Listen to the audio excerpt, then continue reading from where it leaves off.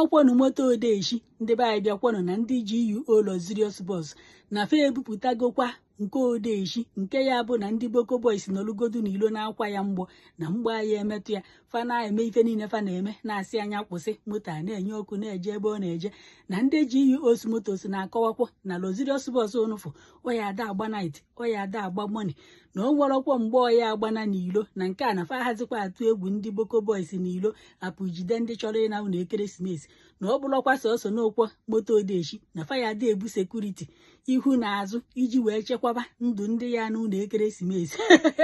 bịakwanụ n'ọkwa good news wee nyelu ndị be anyị nọgasị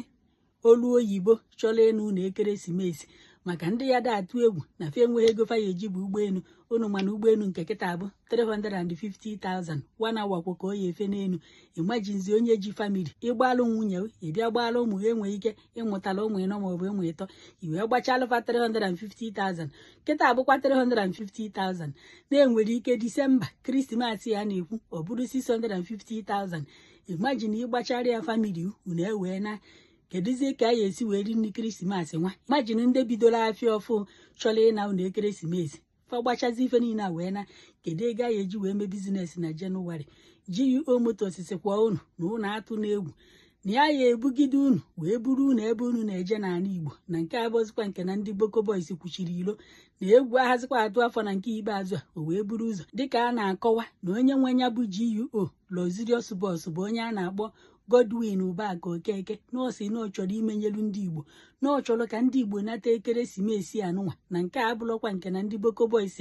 na-emezi ndị mmadụ fa na-atụ egwu ịbazi moto na nke a na ụlọ atụ n'egwu na fa ya agba ụtụtụ na fa ya agba abalị na nke ọbụla ị chọrọ ịgba na ya ebuje gị ebe ị chọrọ ije na ọ bụrụ na ị chọrọ ịgba night bus na ife ya akwụfa abụ 27,000 naira ebunata ya n'Igbo ọ bụrụkwanụ na ị chọrọ ịba mọni wee rute n'afternoon ya ịba mọni obunataluo gị fe dịka 3-5 na ife ya akwụfa abụ 50,000 naira obunataluo ya n'Igbo moto fa abụ Luxurious Bus unu na-afụ kịta anụnwa na ọkwụ n'ọkụ na ọnọ n'ilo kịta anụnwa na ebe ọbụla ị chọrọ ije n'ala Igbo na fa ya ebugide yi wee bunataluo yi na ụnụ atụkwo n'egwu ndị Boko Boys juru n'ilo na-achọ onye fa ya atọrọ ya chikenyefa nke ọ batara aka echirife aka na korota fa efifa na-achị ekwe ezefa achị na ibuzi egbe fa ji achị efi na-achọsọ ndị fa ya atọkọrọ ka enyefe ego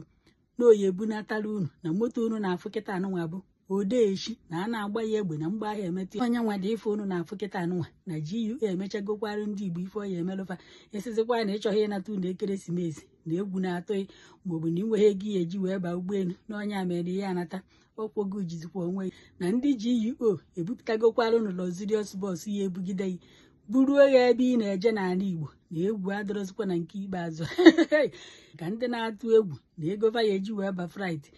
ofe gbachazi ife niile ka ekefa ya esi wee rizi nri na nke fa ya enyezi ndị nọ na vileji mana ndị be anyị dịkwa anya ukwu isi Naijiria wee baa Fraịde jee Ghana ya akwụ 360,000 almost 3 hours or 4 hours obujeruo Ghana ịchọ isi Lagos wee baa ụgbọelu ka ị nata Asaba maọbụ ị nawa Owere maọbụ ana Igbo ebe ọbụla ị na-ana ịkwụkwa 350,000 1 hour ka o ya efe ka ezi ife dị iche n'ije Ghana na isi ebe ofu mmanụ eji anya nke na-eje na Ghana ka eji anya nke na-efe na Naijiria ndị be anyị dozikwa anya ukwu unu jizi maka ife ndị Boko Boys na-eme n'ilo wee were ego maka isizie n'ife niile unu na-eme ọkwọ nwa unu ka unu na-emegide chenọ ndị bụ unu ka unu na-emegide maka ndị Boko Boys unu a na-amaka izi ego isi Naijiria wee jee Ghana ọ na-abụ na ọ gbadara agbada nya na onye eri mmanụ eji akwa ụgbọelu na omefe ọgbatuo jebe Ghana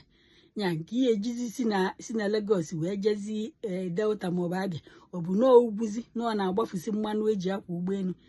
ndị be anyị unu dị anya ukwu ka unu si amanye ego n'ife nya bụ ife adịghị mma 300 ife nwana thank God na GUO ebupụtago Luxurious ya dị ebu ndị mmadụ ka a malụ na ndị ụgbọelu a na fa ya ebutunata price na price fa akarịrị akarị 5 fingers anọta ịkwụ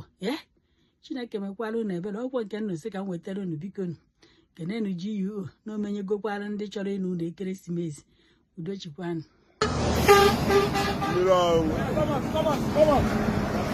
mmiri ọṅụṅụ ị na-afịa for the season GUO for the season Lataba village, Lataba village. Ozubirilo, Ozubirilo, Juju, Ozubirilo.